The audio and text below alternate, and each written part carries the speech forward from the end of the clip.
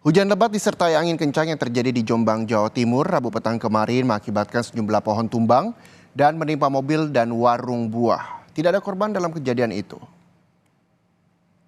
Pohon tumbang ini menimpa mobil yang terparkir di pinggir jalan raya Desa Perak, Jombang, Jawa Timur. Akibatnya kondisi mobil rusak parah.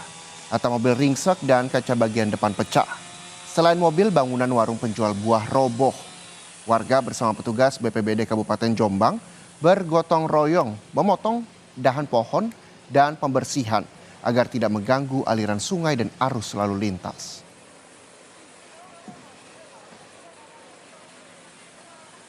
Angin kencang gitu, tiba-tiba yang sedikit agak udah ada mulai goyong-goyong menimpa di kedua nih warung buah sama mobil dari pihak Bank BRI.